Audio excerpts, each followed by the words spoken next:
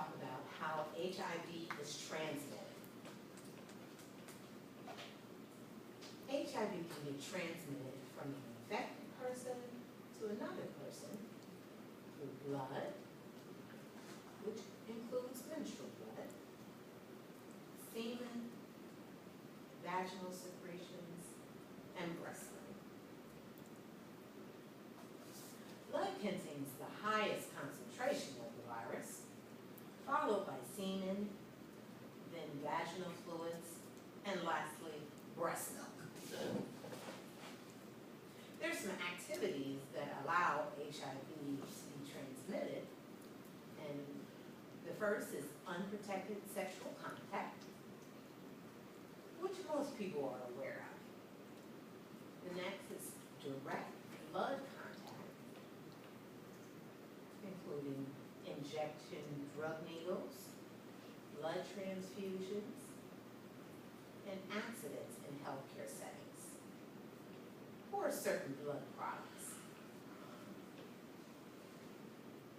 It can also be transmitted from a mother to her baby, and that can be before or during birth,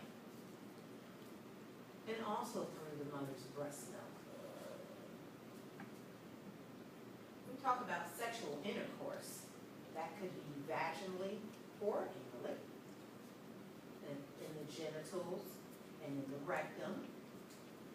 HIV may infect the mucous membranes, and that mucus is M-U-C-O-U-S, and it can affect those membranes directly, or it can enter through cuts and sores caused during intercourse. Many of those cuts or sores may be unnoticed. Vaginal and anal course is a high-risk practice. The other way is oral sex, and that's mouth to penis or mouth to vagina. There are, however, documented cases where HIV is transmitted orally through saliva. Through kissing, tongue kissing, because sometimes inside the mouth, there may be a cut or an opening, such as like a fever blister, where there may be some blood present.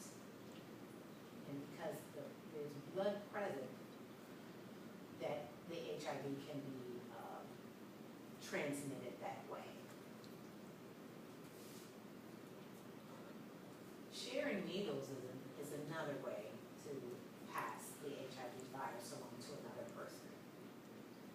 An injection needle can pass blood directly from one person's bloodstream to another. And back to mother to child.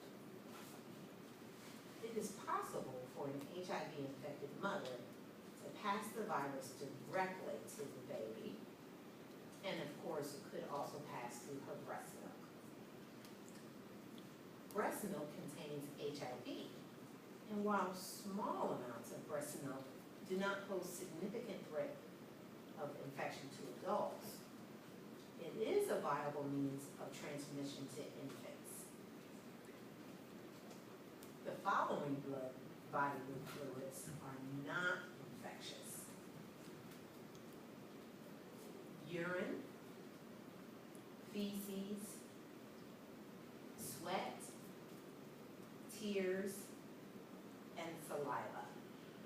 But let me preface, remember, saliva itself can't pass it, but if someone has that cut or some type of injury in their mouth where blood could be present, it could pass in that way.